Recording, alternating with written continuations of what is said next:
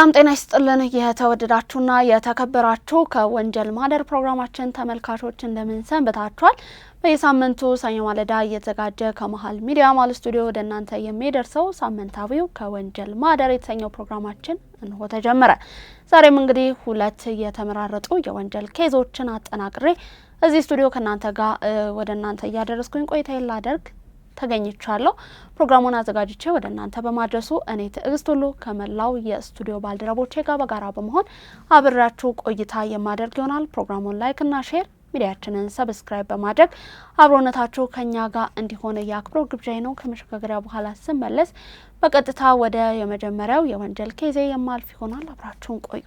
ወደ መጀመሪያው የወንጀል ኬዜ አለፍ ያለው ውድ ተመልካቾቻችን እንግዲህ ይህ የመጀመሪያ የወንጀል ኬዝ በግንቦት ወር በ2011 ዓ.ም እንደ አውሮፓውያኑ አቆጣጠር ማለት ነው በ2019 በደቡብ ምዕራብ ሸዋ ዞን በሚገኘው በወሊሶ ከተማ የተፈጸመው ድርጊት በኢትዮጵያ የወንጀል ታሪክ ውስጥ እጅግ አሰቃቂ ዘግናኝ እንዲሁም ደግሞ ሕዝብን ሁሉ በከፍተኛ ድንጋጤ ውስጥ የከተተ አንድ ክስተት ነበረ። በወቅቱ እንግዲህ ገና የ1 ዓመት ከ6 ወር ህፃን የነበረችው ህፃን ሄቨን ከአባቷ እንዲሁም ከእናቷ ጋር በወሊሶ ከተማ ውስጥ በሰላም ትኖር ነበረ።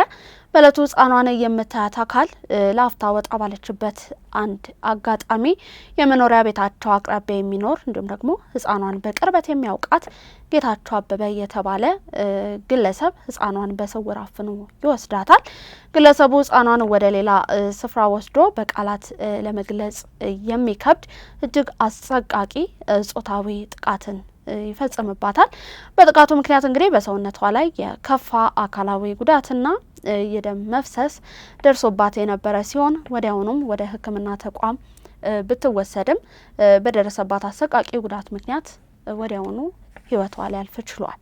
የቤተሰቡና የህዝቡ ቁጣን ምንን አስነሳ፣ ምንን ይመለከታል የሚለውን ስናይ የህፃኗ ህይወት ማለፍ እንግዲህ ከተሰማ በኋላ በወሊሶ ከተማ ብቻ ሳይሆን በሁሉም የኢትዮጵያ ክፍሎች እንዲሁም ደግሞ በውጭ ሀገራት በሚኖሩ ኢትዮጵያውያን ዘንድ ከፍተኛ የሆነ ድንጋጤ፣ የሀዘን እንዲሁም የቁጣ ማዕበል ተቀስቅሷል። በማህበራዊ ሚዲያዎች ላይ እንግዲህ ፍትህ ለሄቨን ጀስቲስ ፎር ሄቨን የሚል ትልቅ የፍትህ መጠየቂያ እንቅስቃሴ ሁሉ ተጀምሮ ነበረ። የህፃኗ እናት በወቅቱ በጋዜጣ እንዲሁም ደግሞ በሚዲያዎች ላይ ቀርባ የደረሰባትን መሪር ሀዘንና የፍትህ ጥያቄን ስታቀርብ የመላው ሀገር ህዝብ አብሮ ነበረ። መላው ኢትዮጵያ ህዝብ ያለቀሰው ድርጊቱ ህጻናትን በገዛ አካባቢያቸው እንዲሁም ደግሞ የሚያውቋቸው ሰዎች ዘንድ እንኳን ምን ያህል ለአደጋ የተጋለጡ መሆናቸውን ያሳየ ትልቅ ህመም ነበረ በሁሉም የኢትዮጵያውያን ህዝብ ዘንድ ማለት ነው። የፍርድ ሂደቱ እንዲሁም ደግሞ የፍርድ ቤቱ ውሳኔ ምንድነው የሚለውን ስንመለከት የህፃን ሄቨን እንግዲህ አሰቃቂ ህይወት ማለፍ ከተሰማ በኋላ የህብረተሰቡን ከፍተኛ ቁጣ እንዲሁም ደግሞ ህመምን ተከትሎ የፍትህ አካላት በፍጥነት ወደ ምርመራ ገብተው ነበረ። የፍትህ ሂደቱ በዋነኛነት ምን ደረጃዎችን አልፏል የሚለውን በመጀመሪያነት ስንመለከት ፈጣን የሆነ የምርመራ እንዲሁም የፎረንሲክ ስራ የመጀመሪያው ነበር። ተጠርጣሪውን በቁጥጥር ስር መዋል የሚለው ደግሞ ግንባር ቀደሙ ነው ማለት ነው። የወሊሶ ከተማ ፖሊስ አሰቃቂው ድርጊት ከተፈጸመ በኋላ ባደረገው አጣዳፊ የክትትል ስራ ተጠርጣሪውን ግለሰብ ወይም ጌታቸው አበበ የተባለውን ግለሰብ ማለት ነው ወዲያውኑ በቁጥጥር ስር አውሎት ነበረ። የሁለተኛ ደግሞ የሕክምና እንዲሁም የፎረንሲክ ማስረጃ ደረጃ ነበረ። የሕክምና ባለሙያዎች እንግዲህ በህፃኑ አካል ላይ የደረሰውን ከፍተኛ ጾታዊ እንዲሁም አካላዊ ጥቃትን አረጋግጠው ዝርዝር የፎረንሲክ ሪፖርትን ለምርመራ ቡድኑ አስረክበው ነበረ። በቀጣይም ጉዳዩን የተከታተለው የደቡብ ምዕራብ ሸዋ ዞን ከፍተኛ ፍርድ ቤት የቀረበውን የክስ ሰነድ እንዲሁም ደግሞ የማስረጃ ህግን መርምሮ ተከሳሹ የፈጸመው ድርጊት እጅግ ዘግናኝ እንዲሁም ደግሞ የሰብአዊ ወሰንን በእጅጉ ያለፈ እንደነበር ተረጋግጧል።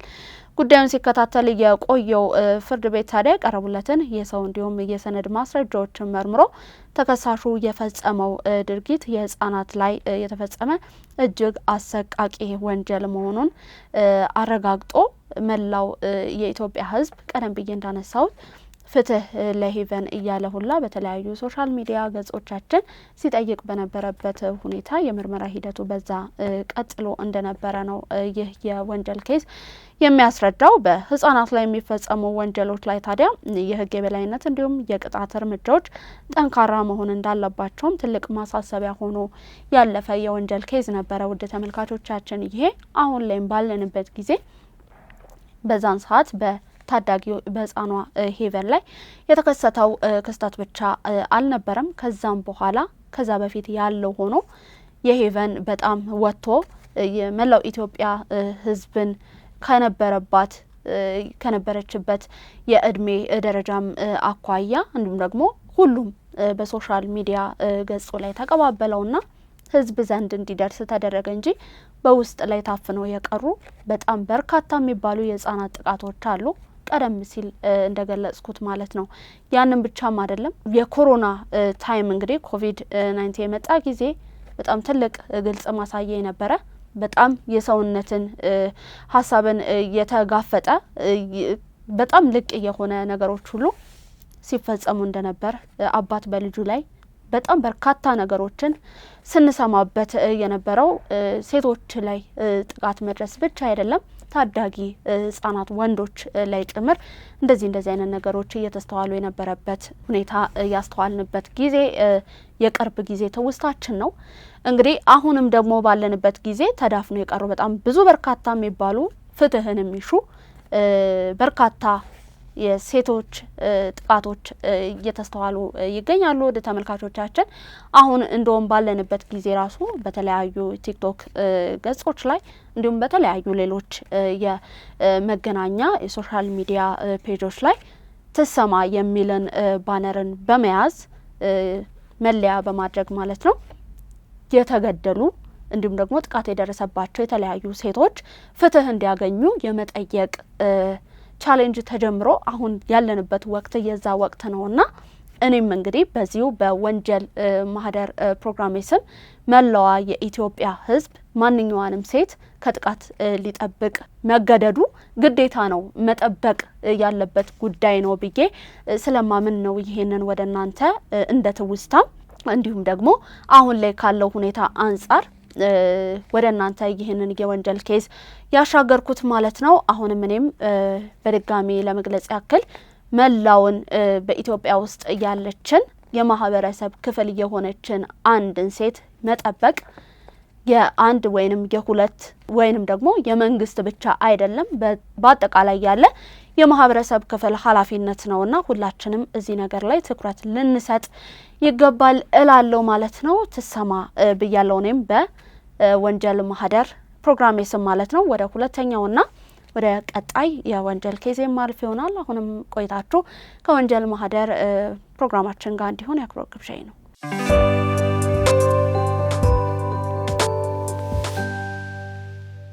ወደ ሁለተኛው የወንጀል ኬዝ ሳልፍ ውድ ተመልካቾቻችን ወደ ባህር ማዶ ነው ሻገር የምንለው።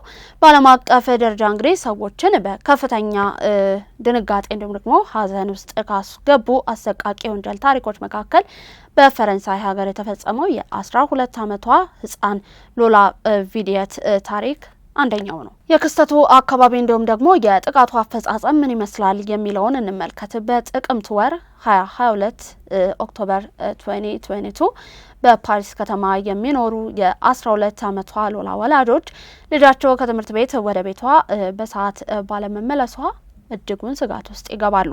ወላጆቿ በሚኖሩበት ህንጻ ላይ ታዲያ ጥበቃ የሚያደርጉ በመሆናቸው የህንጻውን የደህንነት ካሜራ ወይንም ሲሲቲቪን ይመለከታሉ።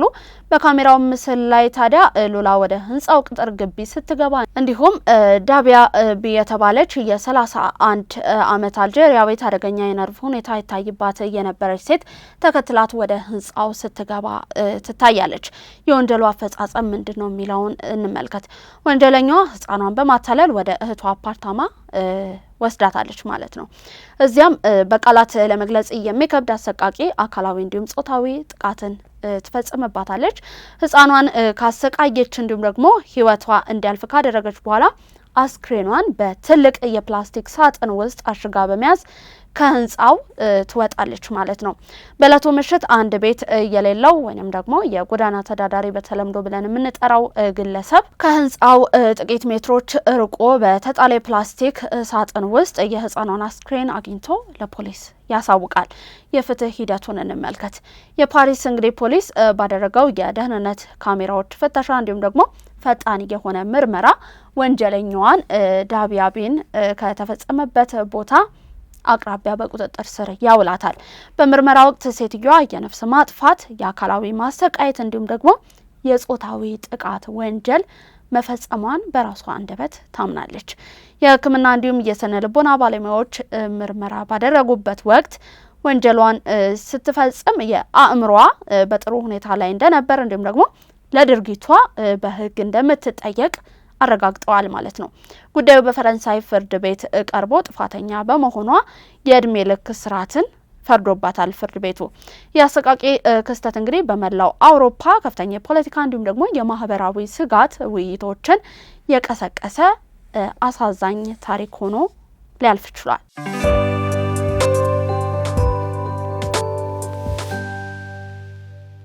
እንግዲህ ለዛሬ ወደ እናንተ እንዲደርሱ ያዘጋጀናቸው ሁለት የወንጀል ኬዞች የስካውኖቹን ይመስሉ ነበር። እስከ ፍጻሜው ድረስ አብራችሁን ስለነበራችሁ እጅግ እናመሰግናለን። ፕሮግራሙን አዘጋጅቼ ወደ እናንተ በማድረሱ እኔ ትዕግስት ሁሉ ከመላው የስቱዲዮ ባልደረቦች ጋር በጋራ በመሆን አብሬያችሁ ቆይታ አደረግኩ። ሳምንት በሌሎች የወንጀል ኬዞች በተመሳሳይ ሰዓት እስከምንገናኝ ድረስ ሰላማችሁ ይብዛልኝ እያልኩኝ ተሰናበትኳችሁ። ትሰማ